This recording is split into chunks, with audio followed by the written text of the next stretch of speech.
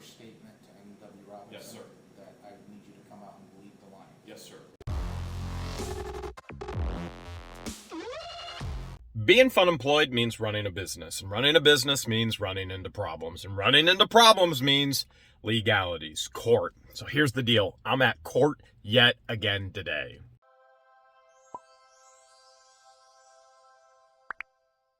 I know what everybody's thinking. It's got to be court with Maryland, but it's not. It's not. It's actually a whole nother issue. I own this crazy old farmhouse built in the 1900s, one of the original farmhouses in Wooster, and it runs off of a boiler system, an old boiler system. There's 4 apartments in this house, and so there's all kinds of valves and there's all kinds of lines. So what happens at times is air gets caught in the lines, and I have to have the boiler actually bled of the actual air so that the hot water can heat all 4 apartments. Now, when I do that, I contract a company to do that, and I have them come in and bleed the air out of the line. It's $100, right? Well, the last time I contracted them, and all they knew is right here, they bleed the air out of the line. Their tech actually broke one of these valves. Now, the valve plus all of the hours, the man hours charged, they charged me an additional $500 for a valve that their tech broke, which I called specifically and said, your tech broke it, I am not paying for the repair of it. And then they sent me multiples, many notices of you owe us $500, which ultimately ended up in small claims court. A company attempting to steal over $500 from me. M.W. Robinson Company here in Wooster, Ohio. Just to recap, M.W. Robinson is actually suing me for non-payment of a bill that I didn't contract them for. So we already went to mediation. Now I'm on the road to go to actual court. Mediation, we didn't agree on anything. He said he'd accept $300. I said, I'm not paying you anything because I didn't contract you for it. Your tech broke it. You're responsible for it. So now we go to court, see what the judge actually has to say. 600 feet, turn left onto North Grand Street. I'm working on it. So we're going to see what happens. Going to court, am I going to end up paying $500 or am I not going to pay $500? Good morning. Doing good. Jeremy Hales. You're going to be upstairs in courtroom C. So should I head up there right now? Absolutely. All right, thank you. Appreciate it. You're welcome. You guys have a good day. I'm in waiting right now in the court and I'm waiting for M.W. Robinson to actually show up. If they don't show up, I'm guessing I win. If they do show up, I don't know. We're going to find out what happens.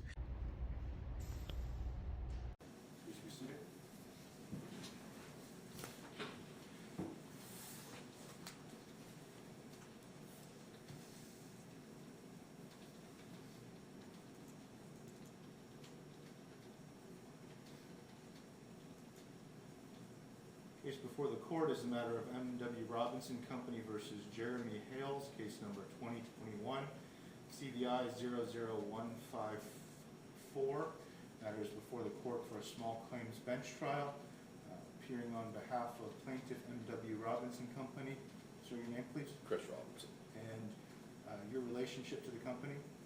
One of the owners. You are one of the owners of the company? All right. And defendant Jeremy Hales? Yes, sir. Mr. Hales is present pro se as well. Obviously, we're here for the small claims bench trial. Neither party is represented. The rules of evidence are relaxed in small claims court, but we'll try to keep everything as orderly as possible. It's obviously the plaintiff's claim, so Mr. Robinson, it's your burden of proof. You can present any evidence on behalf of the plaintiff, since you're not, M.W. Robinson is in fact a corporation. Mm-hmm. Okay. Since it's a corporation, you're a little bit limited in what you can do. You can obviously present the case on behalf of the corporation, but you cannot engage in acts of advocacy, so you cannot cross-examine any of the defendant's witnesses or give any kind of closing or opening statement. Is that understood? Okay. So you'll be able to present your case. Mr. Hales, you'll have the opportunity to cross-examine any witnesses that Mr. Robinson or the plaintiff may call. Once the plaintiff's rested their case, you can testify or call any witnesses you have, Mr. Hales. Any questions about that, Mr. Robinson? And Mr. Hales? No, sir. All right. Are we ready to proceed? Sure. Mr. Hales? You ready to proceed? Yes, sir. All right. And Mr. Robinson, if you could call your first witness, please. I guess that'd be myself. Okay. If you could stand and be sworn and have a seat up on the witness stand, please. Can I take my... Yes, absolutely. Okay, just raise your right hand. Do you solemnly swear testimony you're about to give is the truth, the whole truth, and nothing but the truth, so help you God? Yes, do. You may be seated.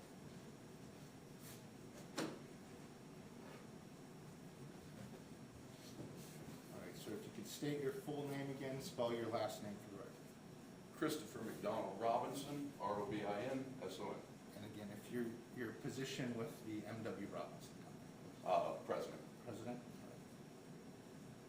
And you have authority to act on behalf of the corporation Yes, this sir. morning? All right. You can go ahead with your testimony. Okay, so I guess, unless you tell me differently, I'd kind of like to start, let's say, with the history of this rental property and how we led to the scenario in which we got to being here, let's say. Go ahead. Okay, so we had done some work for Jeremy at this place. It's a rental location of his on Highland Avenue. We had went at one point there early, let's see, March 5th, 19. We replaced the bad zone valve. That was an easy change for $117. It was paid. Another apartment had a bad thermostat, $210 paid, no problem. At that point, we're starting to look and have a history with this boiler and the heating system of this property. So, you know, in doing so, we're making Jeremy aware If of I the can just stop you for a second, do you have the address of the property? 120 East Highland Avenue, and again, there are, I'm not sure, but I want to say at least 2, 3, 4 apartment within that. All ran off this one heating system, one boiler. And that's in Worcester? Yes, sir. All right. So we got another call where we had to go out there, and we determined that at this point, the system is very aged and very not convenient to work on, which is a bad scenario with boilers. They can be a nightmare. So this call led me to reach out to Jeremy to let him know that, you know, this is going to continue to plague him. There are issues that need to be dealt with. So at that time, we discussed a repair of $2,000 to $2,500 to go in and do some repiping to make, let's say, the ability to work on the system much easier on us in any future calls. I believe at that time we even spoke about going greater I'm than sorry, at the end of. Can you please hold? You need to turn the recording off, please. There's no recording in this building. All right. It is shut off. Mr. Hales, the rules of Can you the, please just show me that it is, just, turn it on and prove that it's not recording. If you need a recording, you can use this. It's recorded in here. I would request a recording. Okay, that's fine. so when was the date that you discussed the $2,000 to $2,500 work on the system? The call that generated that discussion and that quote happened December 20th, 19. And I'm sure then after that, we discussed it. More or less, he gave me the go-ahead to do that work. Nothing in contract, nothing signed, just a verbal over the phone. We did the work, the basics, the minimum that we knew would at least help future problems be easier to be remedied. Again, $2,000, $2,500 was a quote. I billed him $1,782 for that job, well below. He paid that invoice. Then, where we come to there is we had another call with another leak on a boiler in another location. We went out and we fixed that, put that all together, did some valve replacements, and again, because of the prior work we had done, that sped this job up. So at the end of the day then, we go, I do the work, I have $295 in labor and about $205 in material, and so it's a $500 bill. And that is the one we are in dispute over. The valves that went bad are White Rogers zone valves. They are a notorious problem child in my world because they are hard to change, and the only thing you can really do is cut them out, remove them, and replace them with a new one. It's not an easy, quick change as some valves are. So yeah, there was a little time and effort put into this, but I feel like this bill would have been much greater had we not done the work prior to that was paid and happy and under budget. So now we lie with this bill that I am not quite sure what the argument is to why he does not want this to be fixed. The only way to fix the problem that we had called in was to replace this valve. There was no other way to do it. If you can be as specific, what was the date that you received the call and what was the nature of the call? Well, it would have been, like I say, so the invoice was dated March 6th. I don't know if I'm gonna have, let's say, the date that the service call was called in. I can tell you, well, it looks like March 16th is when we did the work too, so, March 16th. yeah, and again, that makes sense because we're cold in March. And obviously, when we're having a no heat issue, our reaction is to fix the problem at hand. Being that my guys, to a certain degree, are one-track minded. They know it's a no heat, they know there's a problem, it's March, we gotta get this fixed, go. Being that I had a prior relationship through many jobs that went just fine with Mr. Hales, I didn't expect there to be a problem. My guys went and fixed the problem on hand, replaced the valve to get that tenant or that unit heat, which was apartment C. We did the work. Of course, Mr. Hales wasn't on site at the time because it's a rental unit, so we just invoiced him as we had been doing in the past.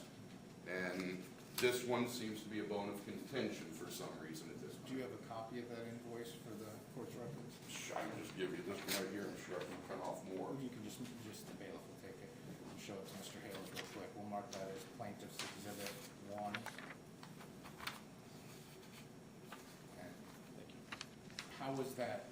You sent an invoice then to Mr. Hales? Yes, sir, that would have been a direct copy or exactly what he would have Sir, received. you said Mr. Hales, what was the question again? Did you send Mr. Hales a copy of that invoice? Probably through email maybe at that point.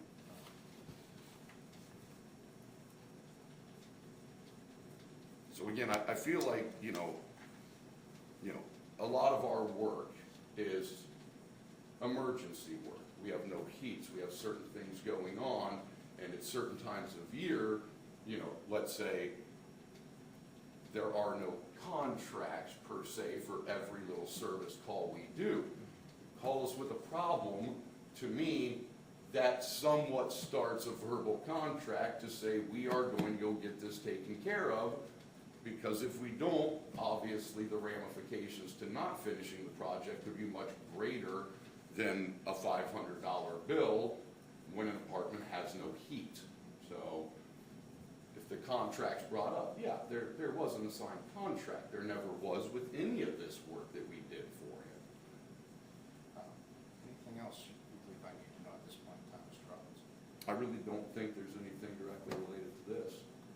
Mr. Hales, do you have any questions for Mr. Robinson? Yes, Mr. Robinson, would you agree that the defendant, myself, Jeremy Hales, has paid every invoice except this one $500 invoice up to this point in our relationship and contract history?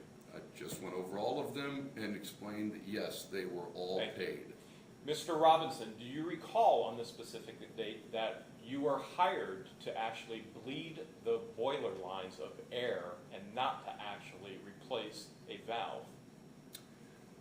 To bleed the air out of the boiler lines required the valve to be changed. It is not as easy as just bleeding the lines, as you say. Mr. Robinson, how many times have you been contracted by myself previous to bleed the air out of the boiler lines and no valve was ever replaced? In the prior calls, none, because there wasn't part of the work needed to be done to bleed the lines. Mr. Robinson, you've been contracted by myself previously 2 other times to bleed the lines, charged $100 per time. Never once was a valve replaced. Okay. Mr. Robinson, I apologize. Just hold on a second. Mr. Hales, you're interspersing your testimony. I apologize. With the question. You'll have an opportunity to testify in a moment. Ask Mr. Robinson a Yes. question he can answer. Mr. Robinson, do you recall a phone call from me in regards to the broken valve? Before or after the work was done? After the work was done, Yes, we did discuss that. what was discussed during that phone call? The discussion was explaining to you this, that valve needed changed to get the air out of the lines and get the heat working for that apartment. Mr. Robinson, do you recall the conversation from myself to you that I did not contract a valve replacement, that your tech broke the valve, and I refused to pay the actual invoice? Well, again, there was never any contract on any of this ever. There was Mr. no Robinson, signed do you contract. recall the Just conversation? let him answer the question. There was no signed contract for any of the work done between you and I at your rental property.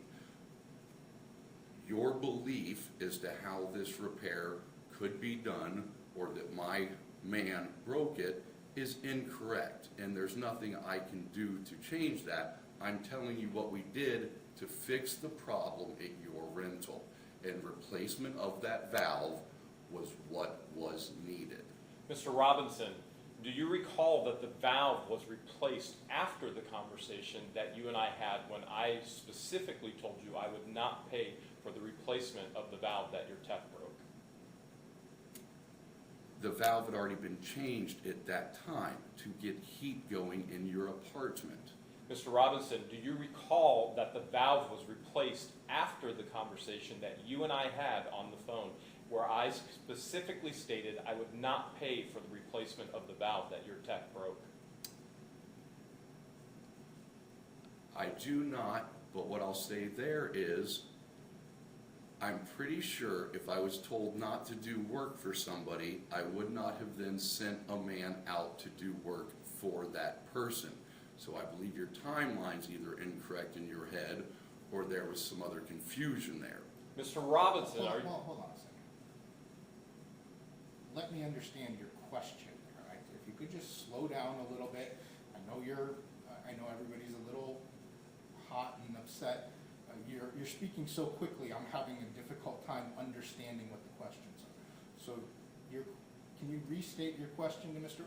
The question was, did he replace the valve after he just had a discussion with you over the phone, Mr. Hales, where you said you would not pay to replace the valve? Correct, Is that the Your Honor. question? Correct, Your Honor. And your response to that question was, Mr. Robinson, that's not your recollection of the timeline? No, and I'm not going to send one of my employees over to a customer's home that has already told me they weren't going to pay the bill.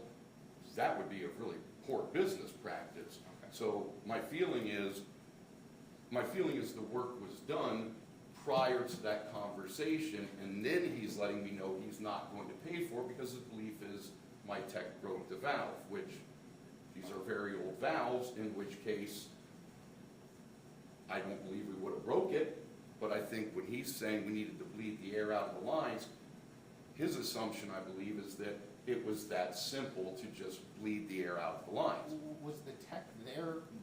Can you tell me if the tech was there more than once? Regarding this invoice. I had 3 technicians there doing the work to change this valve, and that was all on March 16th. So I'm not sure, the phone call that Mr. Hale was talking about, I'm not sure what date that conversation took place. And somebody could have gone to the Highland Avenue residence and left, and somebody else could have gone back? Well, they all were there at the same seemingly there at the same time. Go ahead, Mr. Hales. Mr. Robinson, what date was the line actually bled of air? Well, the work would have been done and the repair would have been made on March 16th, 2000. Mr. Robinson, do you have a habit of bulking your invoice dates into one date? No, this is, what I'm looking at here is, this is our dispatch program. This is what prints off our hours of work done and what job per guy. So this is based on real-time clock in and clock out on your phone, so that's how we generate our invoices and billing. So these are real-time employees clocking in and out to start and stop the project. 3 employees, first one was an hour and 27 minutes, second one was an hour and 10 minutes, the other one was an hour and 17 minutes. So very similar times to the guys either clocking in and starting the project and then maybe clocking out, with only a couple minutes variance from that. That looks to be very accurate for a job. Mr. Robinson, at a bare minimum, do you recall the phone conversation where I called you directly about the issue? We've had multiple phone conversations, Jeremy, so, and let's say we're talking about now going back quite some time, and I apologize, but in my position, in my job, I have a lot of these conversations over the course of a week, month, and obviously years. So, yes, I recall talking to you. However, exact specifics of dates of things like this, I do not recall exactly off the top of my head which conversation you're asking me about. Mr. Robinson, is this a habit of invoicing individuals for work they did not hire you for, and then to find yourself in small claims court? No, generally not speaking. I'm usually trying to collect my money for work that I did for a customer that then doesn't want to pay me. That's the general nature of my visits to small claims. So, Mr. Robinson, you admit that this has happened before? Yes, I have had bills unpaid by customers because that's the world we live in. Mr. Robinson, would you agree that Jeremy Hales, the defendant, has been a honorable customer paying all of his bills up to this point? Up to this point. No further questions, Your Honor. You can step down then. Mr. Robinson, do you have any other witnesses? No. So you're resting your case at this point in time, Mr. Robinson? So the plaintiff has rested his case. Mr. Hales, any witnesses you may have? Just myself, Your Honor. If you could stand and be sworn and have a seat up on the witness stand. Okay, just raise your right hand. Do you solemnly swear testimony about to give is the truth, the whole truth, and nothing but the truth, so help you God? Yes, I do. You may be seated. Sir, if you could please state your full name, spell your last name for the record. Jeremy Brian Hales, Hales.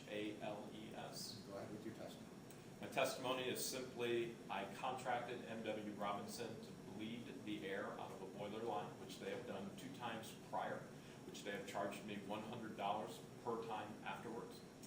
During this particular contracted time, the service technician broke the valve. After finding out about the broken valve, I contacted Chris Robinson. I spoke with him directly, stating that I would not pay for the repair of the valve.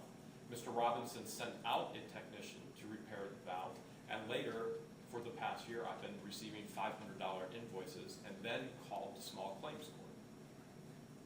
If you can, again, go back in your timeline and explain to me, were you present when the text came out? No, sir, I was not. Okay. And you stated that when you called, well, explain for me how you engaged N.W. Robinson to bleed the lines. I mean, what was, did you call them? Did one of your agents call them? Yes, sir. I personally called and contracted M.W. Robinson to bleed the lines because there is air in the lines in apartment C. And that was your statement to N.W. Robinson? Yes, sir. That I need you to come out and bleed the lines? Yes, sir, which they have done in the past and have charged me $100 each time for. And so they came out to the residence at some point in time? Yes, sir. And do you know how many people were at the residence? That I do not know. And your testimony was, so they came out, did something, and then you had a conversation with Mr. Robinson? The service tech came out, led the line. The Okay. service tech called me, told me he broke the valve.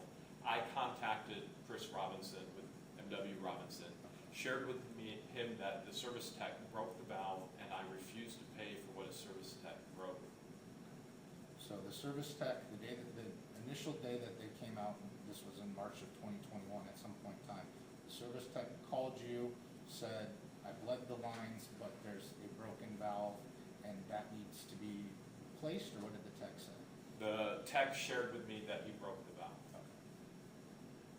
Anything about what the next step was with that? I contacted Chris Robinson after that. And that's when you talked to Mr. Robinson. What did you tell Mr. Robinson? I told Mr. Robinson that I refused to pay for what the tech broke.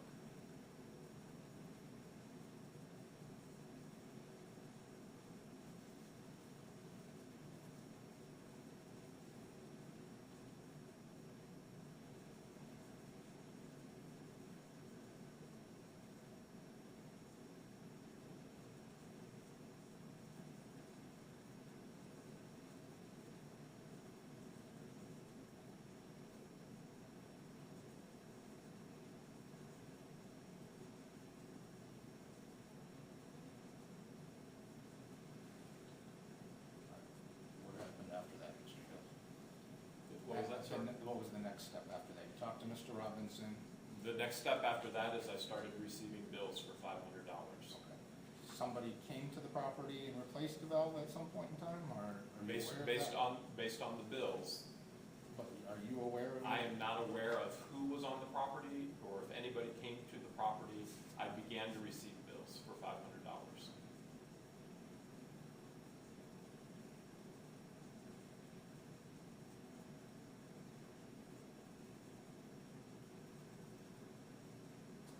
Anything else, Mr. Hale? That's all, Your Honor. You can step down, sir. Do you have any other witnesses, Mr. Hale? No, sir. Alright, so at this point in time, we've concluded the presentation of evidence. The plaintiff can't give any kind of closing statement. Mr. Hale, is anything that you'd like to say just in closing of the argument? In closing, I would like to say that I had a healthy relationship with M.W. Robinson, and I would not recommend M.W. Robinson to anybody or anyone at this point since this circumstance and incident. Right, so at this point in time, I'm gonna take the matter under advisement, look through my notes. I'll issue a written decision. You should get that in the mail in the next 2 to 3 weeks. Any questions? Yes, sir. Can I request the ability to leave this courtroom earlier than Mr. Hale's? He likes to make video recordings of things, and I don't really care to be a part of that. And if we both leave at the same time, I'm gonna be subject to that. I'll just ask that you two leave separately. If you wanna go, Mr. Robinson, you're free to go, and then Mr. Hales can leave a few minutes later if that's fine. I'd appreciate your time, thank you.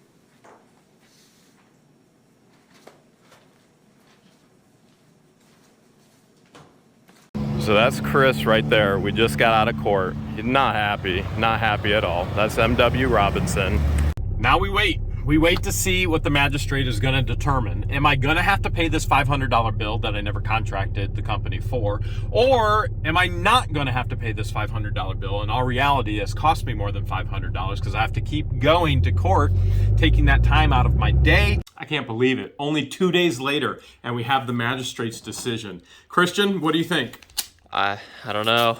You think I'm going to have to pay or not pay? I think you're honestly gonna have to pay. You know, here's the issue. It's a he said versus he said. I know a lot of times we say he said versus she said, but the reality is it's a principle base for me. Here we go. Wayne County Municipal Court. This is the matter before the magistrate. Jeremy Hales presented finding of facts. Plaintiff Robinson operates a heating and cooling business, da-da-da-da-da, according to Christopher Ryan, he received a call, da-da-da-da-da, and he tells... Conclusion of the law. Both parties testified there was no written agreement between the parties of the testimony presented, did not establish an existence of an express verbal agreement. Yet, in the absence of a valid contract, a party still may recover under quasi-contract theory. Recovery and quasi-da-da-da-da. Okay, it gives a whole bunch of examples. Quantum meritus is edible remedy in derisive obligation imposed by the law. Okay, a whole bunch of law stuff. Okay, so... basically, in a nutshell, in the matter of the bar, defendant Hales acknowledged that he requests plaintiff bleed the lines at Highland property. A service stated cost $100. The testimony presented by the plaintiff further supported the conclusion of that at a minimum. The line bleed service was completed and the defendant would confer a benefit. Defendant had knowledge of said benefit. Defendant had not paid the retained benefit. Regarding the remainder of the $400 worth of parts and labor include, actually I did pay that. I paid that and I have that bill, but it's in Florida. I didn't have it for court. Worth of parts and labor included March invoices. The court is not convinced that the plaintiff met its burden in establishing a contract claim for the amount. Mr. Robinson's testimony did not clearly explain how a benefit was conferred upon the dependent when both parties seemingly acknowledged that the plaintiff's tech broke the valve in question. No testimony from the tech in question was provided, so the court must rely upon the testimony of Mr. Hales that he was both told that the tech was responsible for breaking the valve. He told the plaintiff he would not pay for the broken valve before it was placed. Mr. Robinson did not believe he would send his workers out to complete. The client would refuse to pay. He testified that he would not specifically recall the phone conversation he had with Mr. Hales. Given the largely uncontradicted testimony of Mr. Hales, plaintiff did not establish quantum meritus claim as the remaining $400 included. Based on the foregoing findings, plaintiff is entitled to recover $100 in the amount for line bleeding. In other words, I won, but I wasn't clear that I already paid the $100 contract for line bleeding. He charged me another $500 for breaking the actual valve. I won, but I wasn't clear. So I got to pay $100. There it is, right there. I got to pay $100.